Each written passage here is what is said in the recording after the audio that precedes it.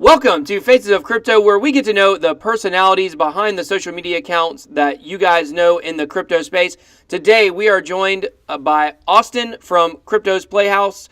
And Austin, the first question I have for you is explain to us how you got into crypto. So basically, my traditional education is actually in mechanical engineering. And I've been building computers, PCs, custom ones for different projects and things like that for a while. And I had a guy that reached out and actually said, I've seen what you do with building computers and all this. And he said, I'm looking into doing this thing called cryptocurrency mining. And I was like, well, I have no idea what the hell this is, but it sounds interesting and it has to do with computers. So I started reading up on it more. I did my research. And me and this guy decided that it was something we were going to move on. We started kind of working out plans to start up a small mining operation and expand from there. And that's actually how I met my partner, Dan. And turns out the guy I was working with originally was unscrupulous. He was a liar, all these things. Yeah. And I just said, look, I can't work with you, cut ties. And then Dan and I just kind of went off and we decided we were going to take the mining thing.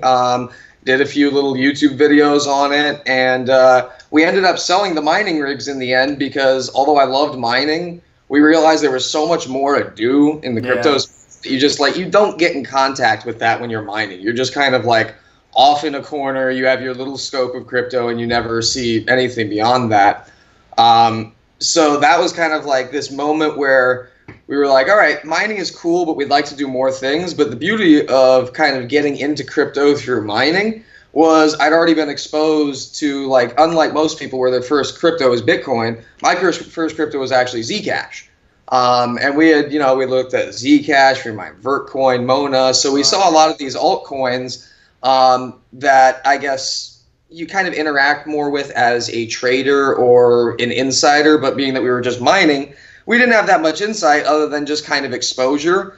And that was the point where we're like, there is so much here. There's so much to learn. And we were just like, all right, sell the rigs. We're taking all the profits from the rigs. We're throwing it back into the project and seeing just how deep we can get.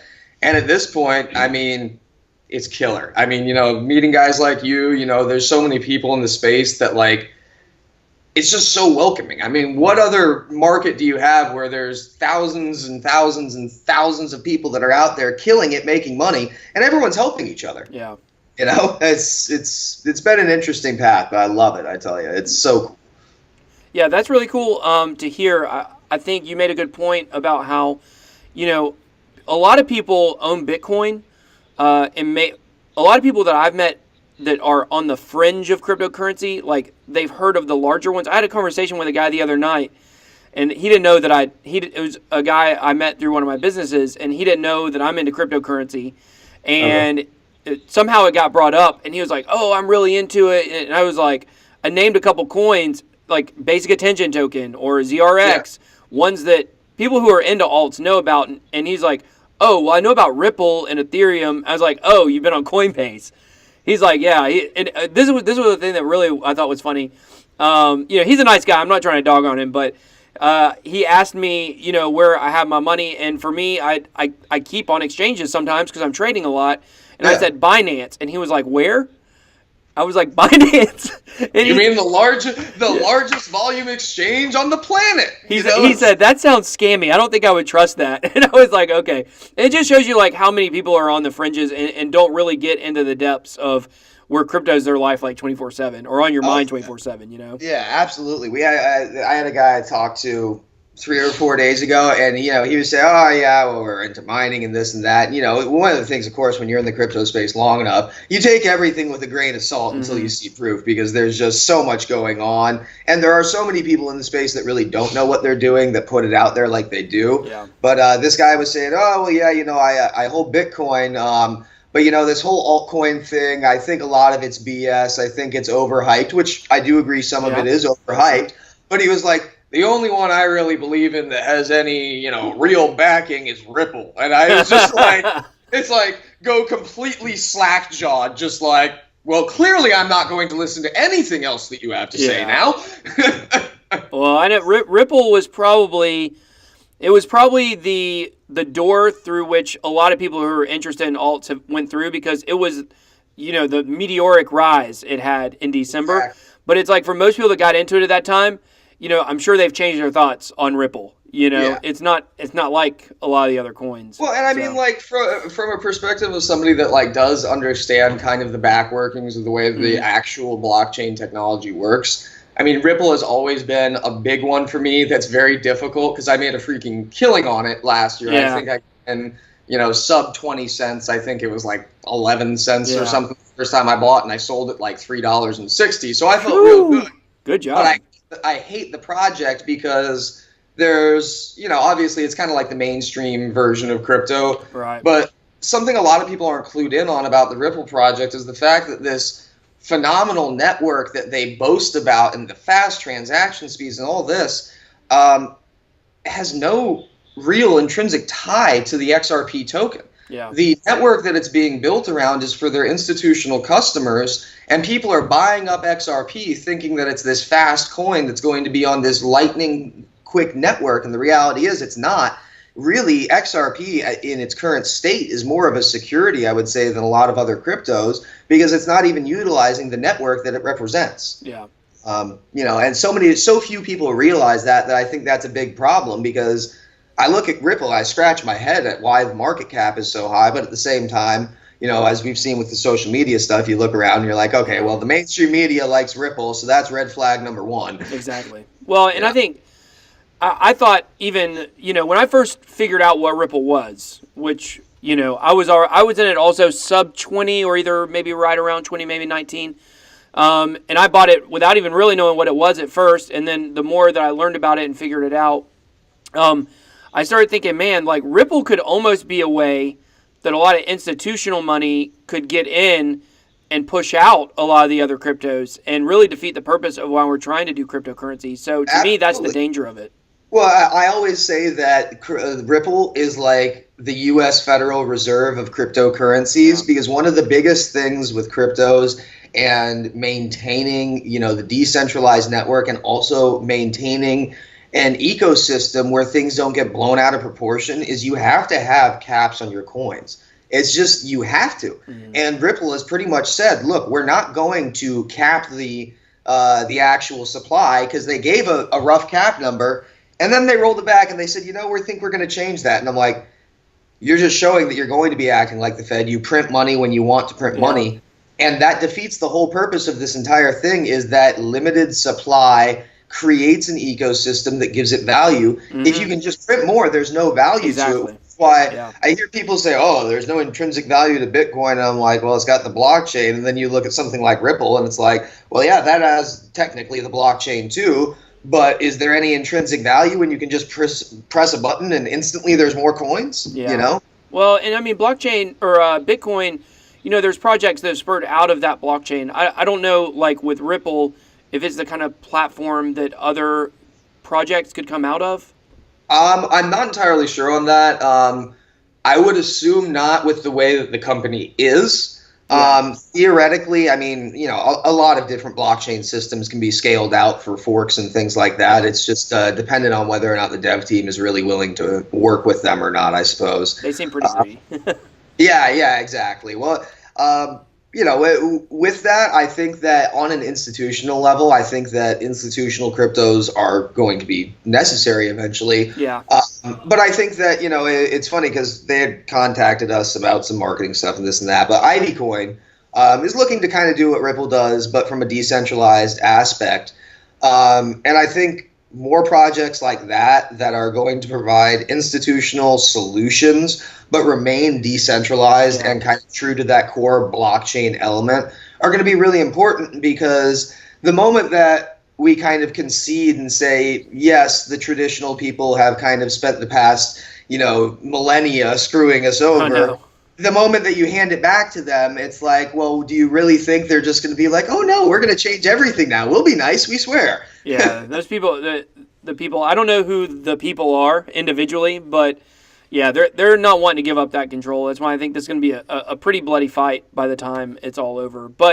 And part of that fight is something you've talked about a lot on your videos is the suppression of organic content across YouTube and across Instagram, basically across all social media channels. I know some people who believe that it's a good thing because they think it's like for regulation purposes and they're trying to protect people. For me personally, I think it's a sham. I think it's a facade. I think they're all developing their own individual cryptocurrencies and blockchains, and they're trying to push all these other companies out before, that would take over before Google or Facebook has a chance to jump in. So just give us a little bit of your thoughts on that. Yeah, I mean, you're completely correct. The whole thing, I really do think it's a sham as well. Now, I don't remember if it was Facebook or I believe it was Facebook. I know that, everyone said it was just cryptocurrency ads, which BS, not true. And the other side to that is, it's not just ads, it is organic content. They are burying cryptocurrency information and things like that. But beyond that, I have to scratch my head when I get on Facebook and, you see all this stuff about crypto ad bans, and yet there's still, ASIC mining ads that are still popping up and things like this. And I look and I say, well, how many of those are basically paid off situations where they have enough money to throw the weight? And really, the concern is not for protecting people. Not at all. It's all about the money. I mean, Google, I think it was within like a week and a half of announcing the ad ban, they also announced that, guess what? They were working on their own blockchain solution system. Yeah. I had done a video covering some of this kind of conspiracy stuff, if you will. It was really good. I watched that video, not to cut you off, but I watched that video, and, you really show some numbers from your personal experience. And I thought that was an awesome video that really puts into perspective what we're doing. And as a content creator myself, and, obviously what you're doing is a little dangerous, because we're speaking out against the very channels and avenues that we use to grow our businesses. And, are they going to hold it against us? I don't know if we're big enough necessarily for them to personally seek us out. But at some point, I'm sure they would try to suppress, if we're speaking against their platforms. Yeah, no, I would not be surprised at all. And that's why I think, do I think that we're in a place where Steemit's going to replace Facebook? Absolutely not. Of course not. It's not there yet. The adoption isn't there yet, but I think that more and more, obviously it's more amplified in the crypto space, but, my partner, Dan, he has a jewelry business that's a family-run business, and they also do social media marketing.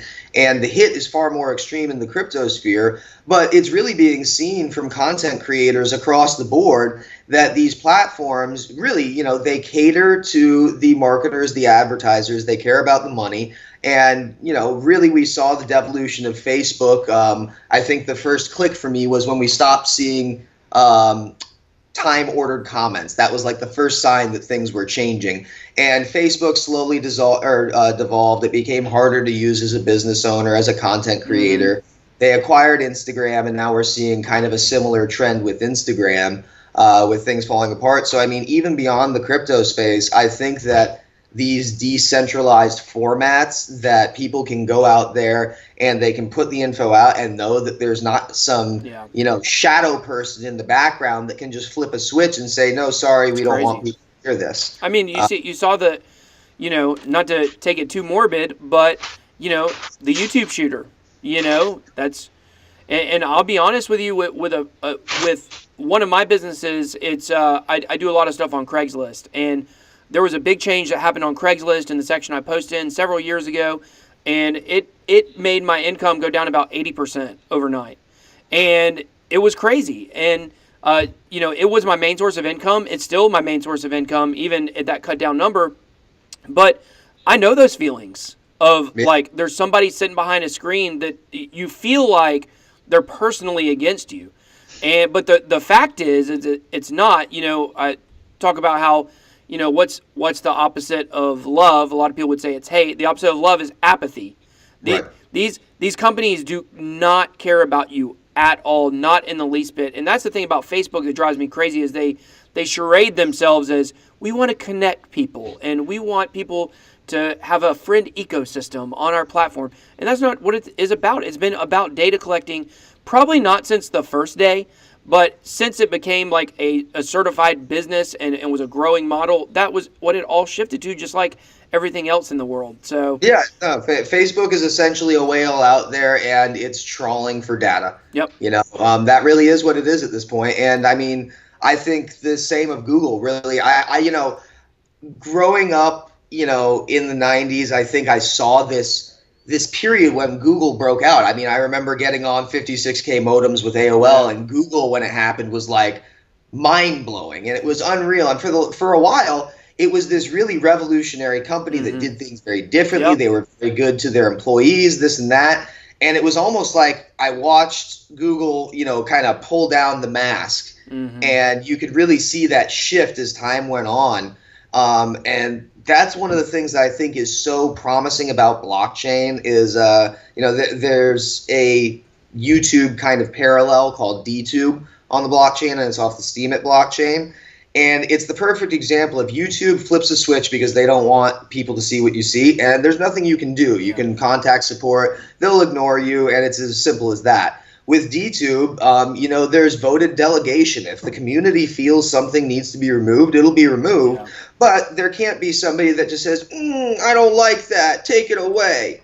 And there's something beautiful about putting that power to kind of self-moderate back into the control of the people, because I think that's, the reality is we talk about, it's the psychology of people sometimes with, if you give people all the power, they'll just run with it. But I think more often than not, human nature actually ends up falling back to helping each other out. Yeah. And we get stuck in this mindset of everyone's out to destroy each other. But I think blockchain is this beautiful thing where it's like you get back to the humanity of things and you realize people will moderate themselves. Yeah. They will keep each other in check if they have the ability to do so.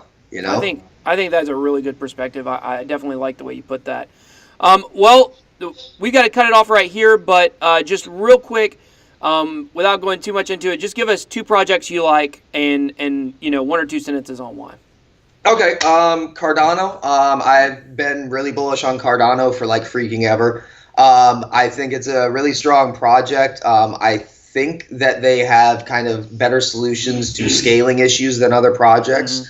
And they just finished actually their first security audit and things went very well. So that's one that I've really been excited about. And we've actually got something in the works with this group called Cloakcoin, and we're going to be working directly with them, and they've got some really cool stuff. They're basically a perfect story of the blockchain project. It was originally actually orchestrated in 2014 as a pump and dump scam by the original dev team. Yeah. And the community saw this, realized it, and the dev team got up and ran, and they loved the project so much that the community picked up the project, completely took over development. Wow, that's awesome. And they have actually turned it into a very legitimate, very tech-heavy, very strong coin, and it's really cool. They're actually one of the few projects that's fully in on proof of stake already. Oh, okay. They're doing a very kind of different way of looking at privacy transactions with kind of a different method, because obviously it's staking, not mining. But yeah, that's one that I'm like neck deep in. Yeah.